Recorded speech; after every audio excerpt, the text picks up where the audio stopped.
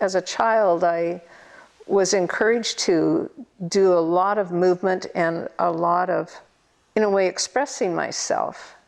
But as I moved into the adult world, much of that was forced to be contained by teachers, by other adults, by people I hung out with. And they would say, oh, too crazy, too loud, too this, too that. And so I kept pulling myself down, and so that I would fit and I would look right. Painting has released that for me, because I can paint the parts of me that I never expressed physically. I can paint wild women. I can paint flyaway hair. I can make crazy birds. I can work with color. Somebody commented one time, they said, I would never have guessed you'd use so much color in your paintings, because, you know, in your life I don't see that. I don't dress flamboyantly. It always sort of irks me that I don't know how to dress like an artist. I feel like I've always been kind of staid, but the art doesn't have to be that way. And so, in that sense, I have let loose. I loved teaching and talking about books and things, so I thought that that would be my lifelong career. And when I discovered painting, I just got so excited.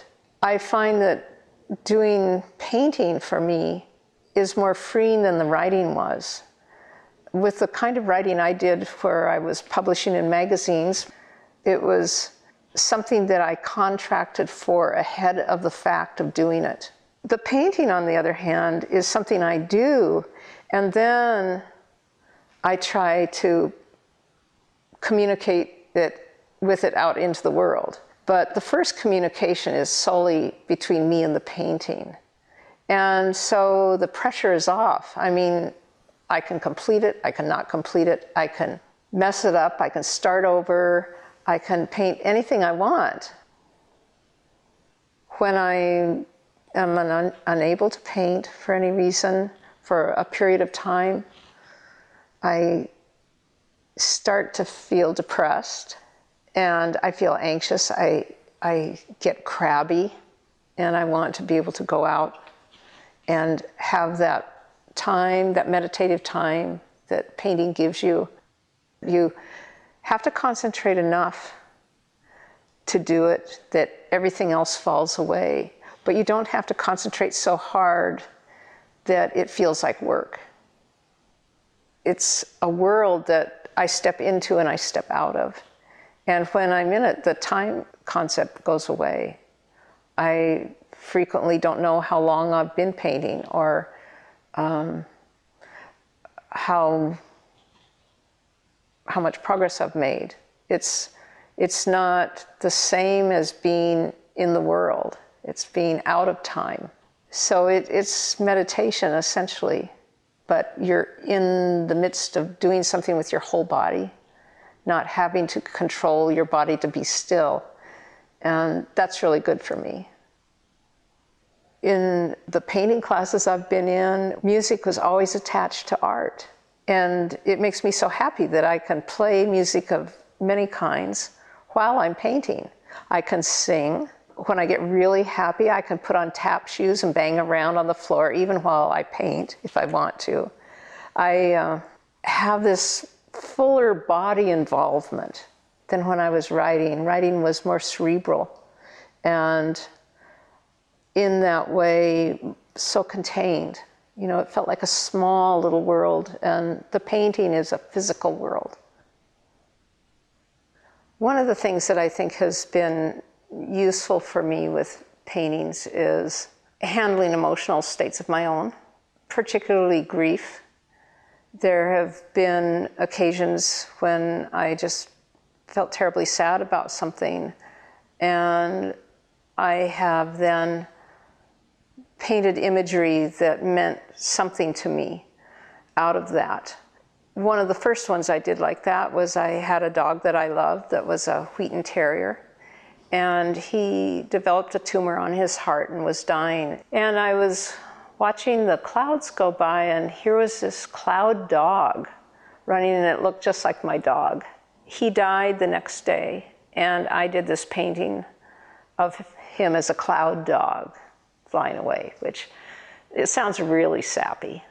But for me, it was a heart piece. I have different paintings that I keep in the studio that I call heart pieces, and that I wouldn't sell because they express inner states that were or are important to me.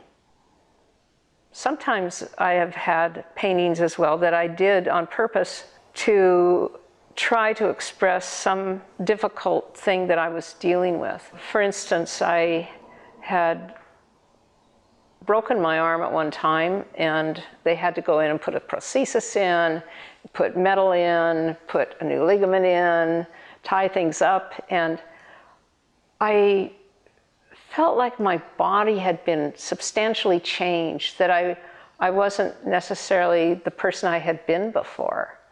And I didn't know how to deal with that really. And so I thought maybe I could draw these feelings out. And so I did a couple of figures where I actually drew the bones and the metal and, you know, like screws and parts like a robotic woman.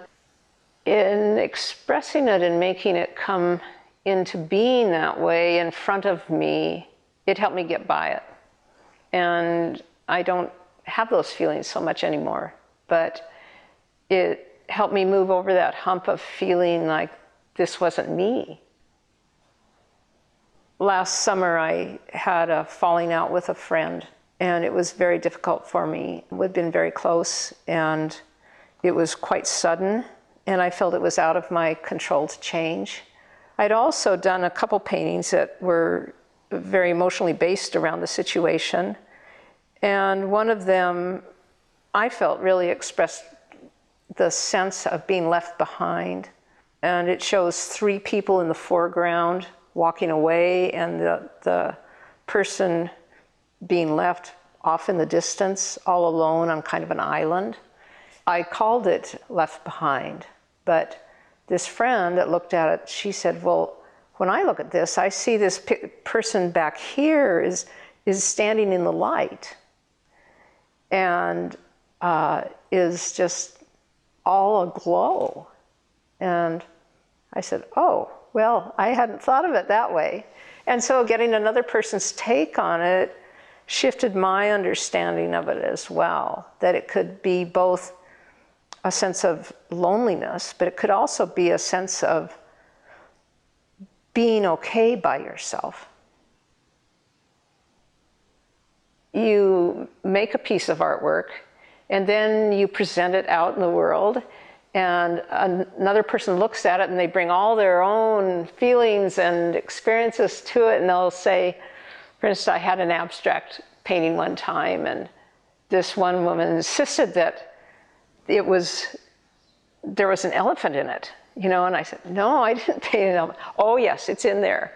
But at a bigger level, I find that people also will bring their hurt parts to paintings, or sometimes they're an underlying joyous part as well. One friend bought a painting of mine that I had done. It was almost a landscape, but I had worked with pattern to make it look like fabric. So you read it as, are these folds of fabric, or are they hills and land? And I called it The Land of Counterpane, which was from a poem by Robert Louis Stevenson that I knew as a child, about a young boy in bed because he's ill, sitting and playing with his soldiers amongst the hills on the land of Counterpane, where they climb up and down, you know, the blankets and the quilts and around. And a friend bought it. She has multiple sclerosis, and it's episodic for her, and when it's bad, she's in bed. And she said she wanted to put it in a place where she could see it because she understood about the land of Counterpane. And I loved that feeling I'd had moved on through the painting in this case and expanded out. I think it's the magic of creativity and of doing art and of having a chance to express yourself. And I don't think it's limited to painters.